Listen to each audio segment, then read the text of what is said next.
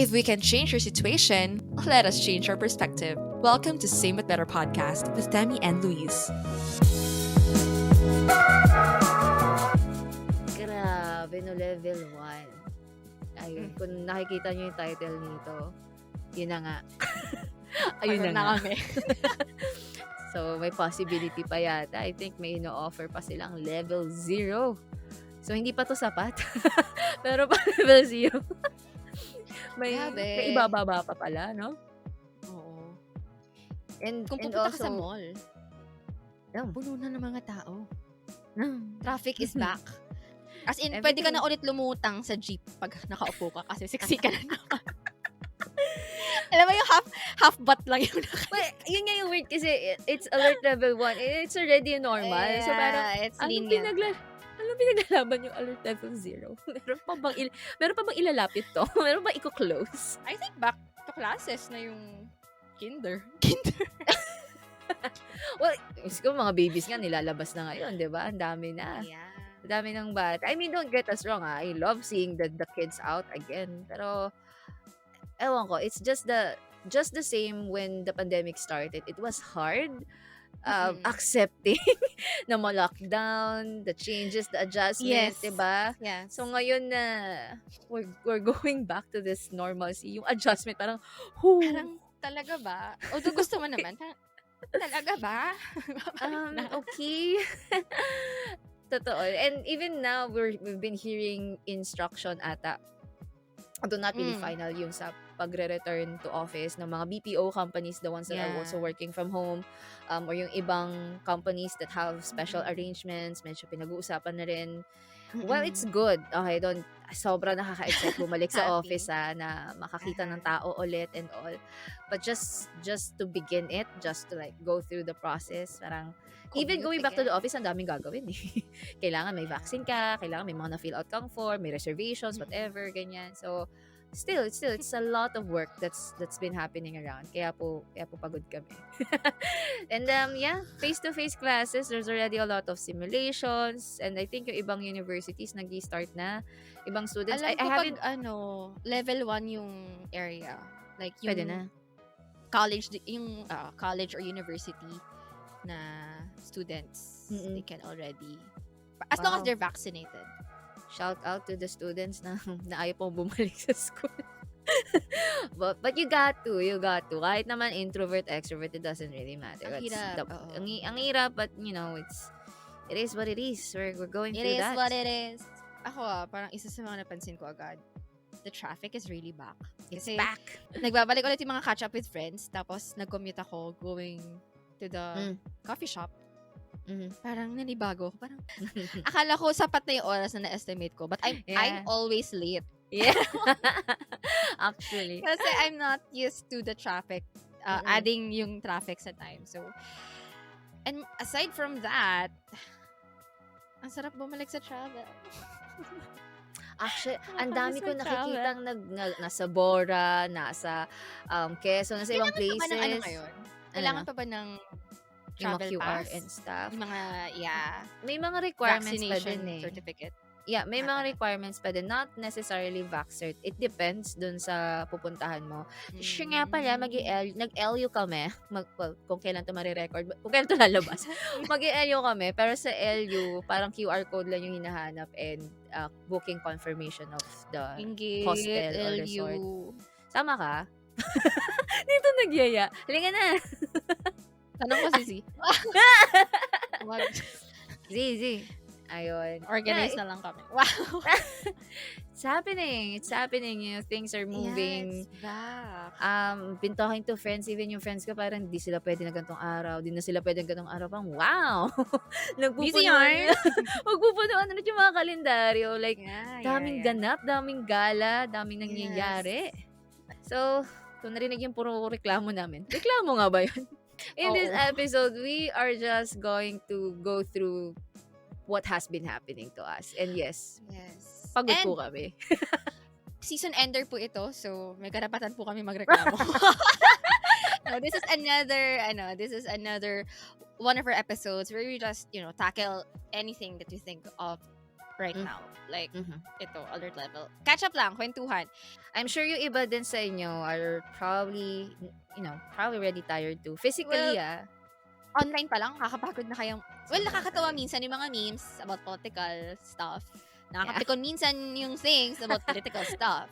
Nakaka-refresh minsan yung discussion about political stuff. But Mhm. overall, nakakapagod lang din. All these things. Which is true, which is not. And ngayon, hindi ka na lang online magdadwell. You are going out of the online world and Yes. onto the real world. So, before we begin, munti ko na makalimutan yung spiel natin. Hintay ko lang eh. This is our 60th episode. Woo! 60th episode. Six. And sa mga... Actually, ayan, may mga, yung office mates ni Z, parang may one time daw nakikinig lang sila. Isang YouTube, pero ang viewers nung time na yun, parang silang magkaka-office mates. So, hi. Hello po. Yeah, and Pagod din po ba kayo? pagod na tayong lahat. And yeah, yung mga nag-comment si KD and Hi, she KD. talked about our last episode, political view, no, as a Yes. Christian, how do we respond with this politics? And it's not over. Actually, we were supposed to have another political episode, pero pagod kami. Next time ulit.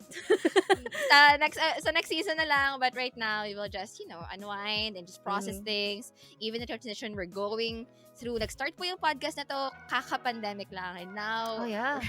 we're still recording going into endemic na ata. Ayan, alert level 0. The endemic. So, like and subscribe Same But Better podcast on YouTube and Spotify. And also, wag pong kakalimutan sa susunod na darating na. halala. I-like po kami sa Facebook and Instagram. I-rate din po if you're enjoying this content. 5 stars on Spotify. Spotify lang ata. Google Podcast. Ay, hindi ako sure Google kung may Podcast rating. as well. Yeah. Apple Podcast. Meron din yan. In short, be supportive na lang, guys. Thank you. Thank you po. So, okay, bye-bye. Thank you for listening. Salamat. Ibigay nyo na sa amin. Ibigay nyo na to. Ayan. Usapan namin ni Demi, we'll make this very quick. Kasi nga, Yeah. pagod na ako. Sige, dahil nga very quick, no? Top of mind namin is lately, work has been, Ano ba? siguro yung iba overloaded and overworked and Yeah. some people are still work from home, like especially mga freelance, like yan si Louise. Hello, freelance, diba? Na work from home, #forever. But there are people naman who were work from home because of pandemic, and now that things are easing up, parang the hybrid life is being introduced. Goodbye, work from home. Not completely naman, di ba? Pero syempre, you meet people, pa rin, helpful pa rin naman yon to build connections and magkaroon kayo ng memory together, hindi puro chat. Hindi puro, Aray, screenshot. sasaktan ako Yung picture Bibig niyo puro mo, screenshot. May picture naman kayo magkakasama naman, Yan lang. Tapos naka-cam off ka palagi. Diba? Tapos ang ambag mo lang, thank you everyone. Walang kwenta. Ako work from home ako, pero I really noticed the volume of work is also increasing as we ease into the alert levels na, 0 sa ibang bansa. Parang hindi mo na nga ata ramdam yung alert level or restrictions. It's just that they have to wear mask. Yeah. Oo, so parang, okay, we're really going through this. And parang, ewan ko kung naramdaman mo yun. Somehow, you don't want it to happen yet. But you want it to happen also. So, parang, Yeah, there are people na they like the setup of work from home. And then parang i-introduce na yung pwede na bumalik sa office. Parang okay, mauna ka. ikaw, how's your attitude about it? Sa akin, like I'm for it. But I'm not as excited na parang, tara, let's go! Monday, Come pamasok na on! tayo! Parang nandun ako sa state na, nice, schedule natin. Schedule natin yan. Mga next week. Yeah. Mga 2 weeks in advance, ganyan. Parang kailangan ko ng mahabang energy to prepare for an entire day of engaging with people.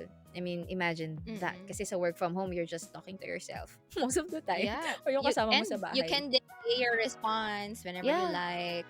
You can Oo. prepare your response. You don't have to answer right away. And in fairness, na-test sa mga nag-work from home, the bosses, they have to Yeah. trust trust talaga yung mga Yes. workers because they don't have a Yes. choice, diba? And on the other hand, natetest din yung integrity ng mga workers, mga employees, because they have to do the job, but the temptation to just procrastinate and delay it is just so strong. So, It's a daily battle. Yes, I agree. as we go back, paano kaya? Oo, the struggle issue. But speaking of integrity, it's one of those things na I hope, especially not just for people working from home, in general. Well, I think we'll just highlight the ones working from home kasi sobrang daling Mas magtago. prone. Mas prone ka to just, pag tinanong ka, Correct. nagawa mo na to, you can just say, oo, pero hindi pa. Or pwede ka Nasubmit mo. mag-offline muna. Tapos sabihin mo, ay, kanino ka pa nagawa, pero naka-offline, nawala ng internet kanina. Yeah, you can be so artistic with your lies.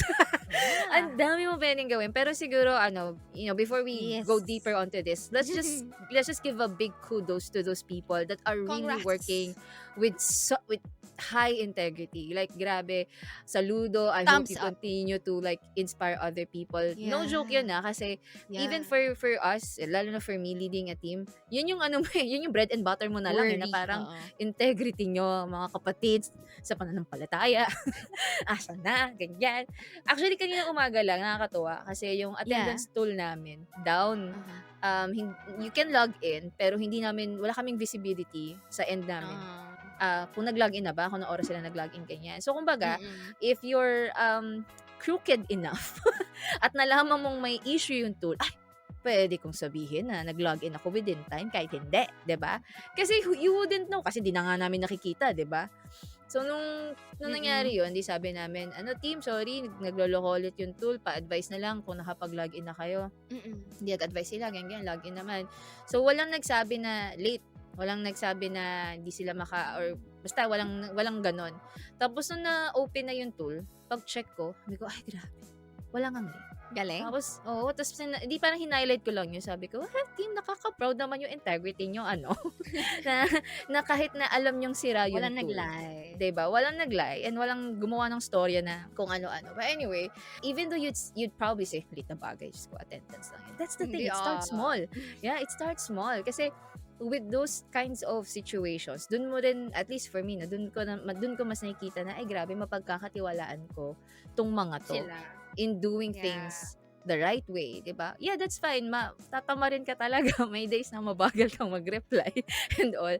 Pero integrity-wise, you know what? For you listening, if you're playing around with it, toying around, protect that. Kasi you go far with your integrity. And hopefully, it also, in a way, affects our character. The way we live, diba? Parang relationship natin kay God. Diba? Parang ang weird naman nun na kumbaga parang sa trabaho, diba? Wala namang tool si Lord na ma-check nga kung anong ginagawa ni Demi today. Ganyan. Alam ni Lord yan eh. Wala naman akong matatago sa kanya. Niloloko mo ang sarili mo if akala mo iba yung nasasabihin mo. Pero speaking of that, well, ito nga kinuwento natin. Before the recording, nakwento ko lang kay Demi na parang it just seems like these days, many people are hiding in secret sins, just because it's easier to, you don't have to really confess it or reveal it or hindi siya mahahalata na tao kasi you can easily reply as if you're okay even if you're not. Yeah. Pwede ka namang sabihin mo na lang, ay busy ako, di ako pwede mag-video chat para at least totally wala silang idea what's going on with your life or, so many things. And ang ganda lang ng integrity sa work, but more than the work, sana ako din, natatamaan ako, na-apply din sa personal life, faith, as a whole, conviction. Oo. Kasi, hindi ko na bibigay yung details, no? Pero, lahat naman tayo imperfect, lahat tayo nagkakasala. There are times na parang hindi ko na lang sasabihin kahit kanino, or I will not even immediately pray to God about it. I'll just feel bad and not think about it anymore and try to move on because I'm strong. Ay, anong nangyari, Lord? Ay, nako, Lord, forgive me. Sorry po. I'll try better next time. And then, kasi wala ka naman kailangan i-explain sa tao, especially if it's just you who knows what you're doing. What happened, Now that we're going to a phase na transition, di ba? Parang, how are we gonna catch up with people? Ako din, struggle ko na I've nag-catch up ako with 2 friends. And alam mo, kinatch up namin 2 years worth of kwento. Pero wala kaming makwento sa isa't isa. Parang ang hirap i-explain kasi tapos na, tapos hindi mo na siya struggle, tapos okay, saan ako magkwento? Alam mo yun? Parang you don't really have to open up yourself to them because it's not alam mo yun, ang dami nang nangyari. So, relating it to secret sin, you don't have to catch up with anyone about it. Parang, kamusta kayo ni Lord? Kasi ako, lately, I really felt condemned. Hindi ko na-explain, pero I really felt condemned pag uwi ko. Parang, what have I done? What have I done, Lord? It's like you did something na mali, no? I did something na I usually don't do. Like, parang if ever I would think about it, nasa isip ko lang, but I never act on it. And it's parang, okay, let's just think of other things. Let's just, work on other things. Occupy ourselves with other things. And then, there will come a time that you will be tempted to do other stuff that there's a battle inside of you. And then, when you eventually give in to it, and you go to God, you have options. Either you go to God, or you go away from God. I was just tempted not to pray muna, not to open my Bible muna, not to talk to people muna, and ayoko muna mag-lead ng anything, kasi, paano ko harapin si Lord? Paano ko speak ng life to others, knowing the condition of my heart? Pero doon ko na-appreciate yung nakwento mo from our last kwentuhan like this. You do not delight in sacrifice, or I would bring it. You do not take pleasure in burnt offerings. My sacrifice, O God, is a broken spirit, a broken and a contrite heart. You, God, will not despise. Doon ko lang siya na-appreciate. Although kasi nakwento mo siya before, nagandahan naman ako, but now that I'm experiencing it, the broken spirit in you. The broken spirit in me was just, wala akong anything to present to God na feeling ko magugustuhan niya, kasi it's just brokenness. Parang kahit anong good works, kahit anong prayer ang sabihin ko just to make myself feel better about what I've done. There's nothing to offer to God but just my brokenness. And just a background, the Psalm 51 was a psalm by David after he was tempted with Bathsheba. And nagkaroon siya ng maraming sin doon, maraming sin patterns after that.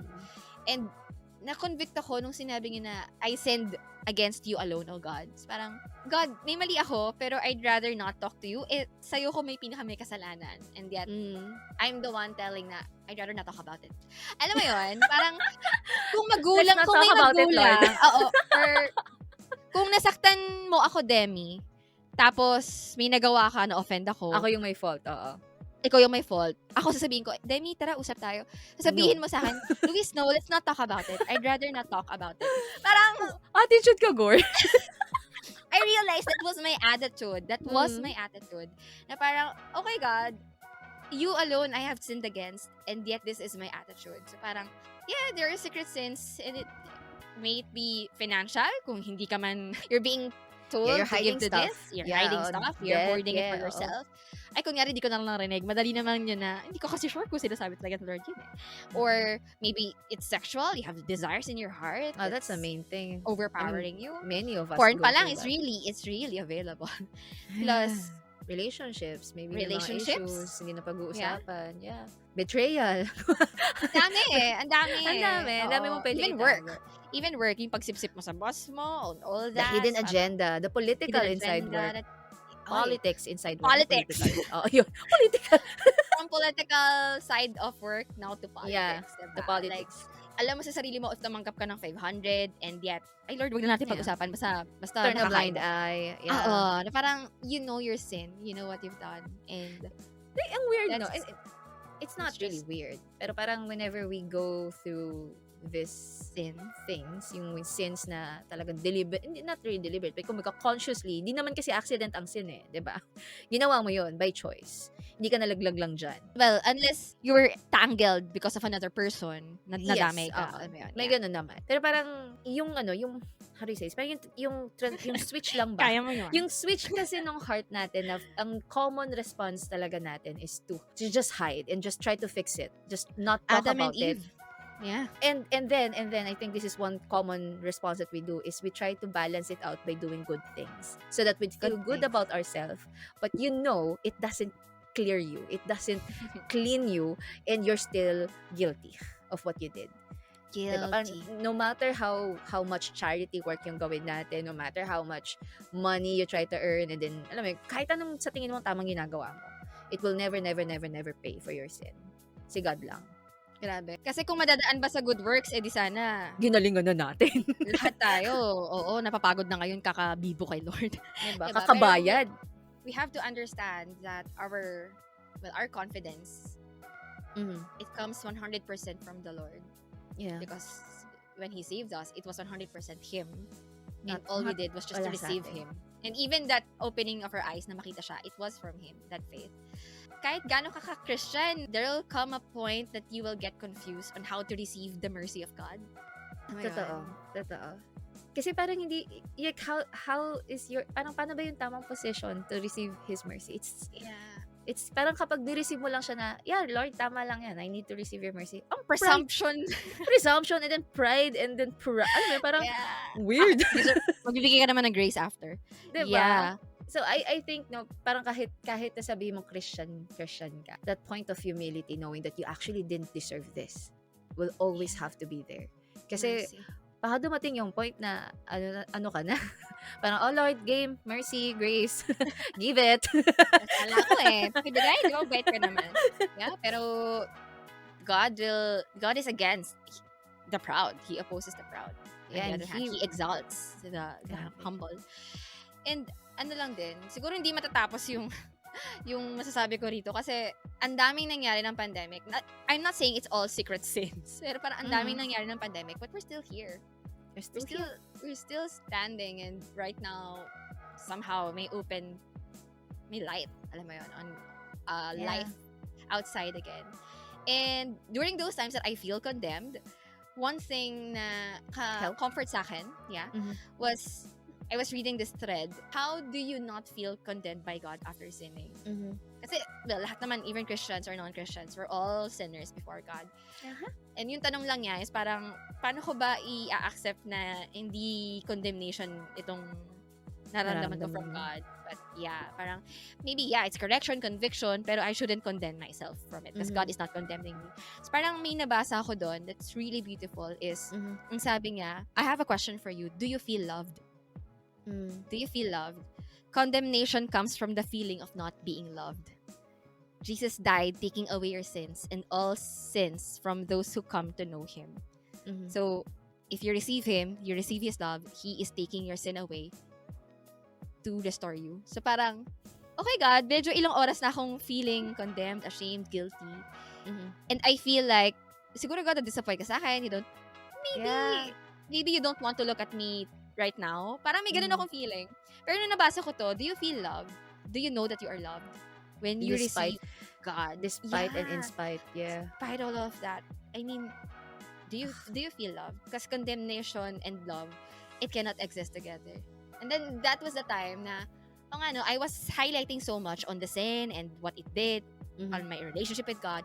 But I have not seen the other side that love, mercy, and forgiveness are always available. Doon lang ako nakakita sa, nagsin ako, nakaka-condemn, nakakahiya. Malito. Pero nakakalimutan ko yung the other side, which is, I am loved. Kaya pala siya, love covers all sin. Hindi siya love, but it's the agape, His love. Yeah, Not divine love. The divine love, not the love of your crush, of your jowa, of your parents. Not there, not even enough. Hindi yun.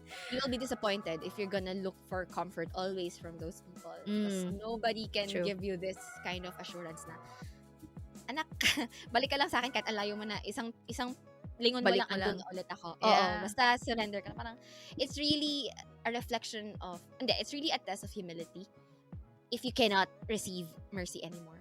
So parang sinasama, Lord, my sin is too big and it's bigger than you. It's even bigger than you. Ang galing nun. Oo nga, no? Sorry, medyo na ako nun. Kasi people who think that they're not not forgivable na parang hindi mo alam yung ginawa ko, sobrang lala. Parang, are you saying na mas malaki yung sin mo kaysa sa love ni Lord? Na hindi ka na pwedeng patawarin? Na hindi ka na pwedeng mag-move on? Na hindi ka pwedeng magbago? What? Yeah. Sobra.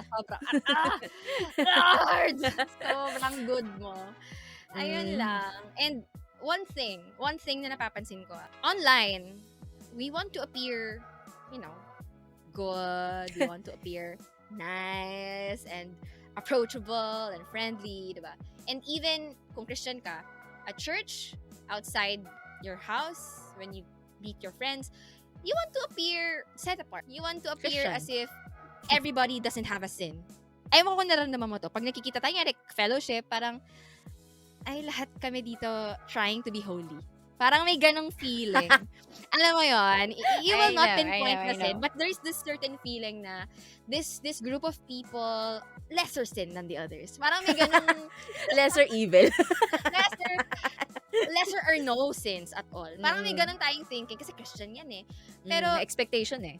oo eh, parang we want to appear like we're fully sanctified, but we can Mm. never achieve that without the Lord. Totoo. And ito, I just saw this from a blog. Sabi niya, when one stops and thinks about it, it is when one fights sin that is an evidence for one's salvation.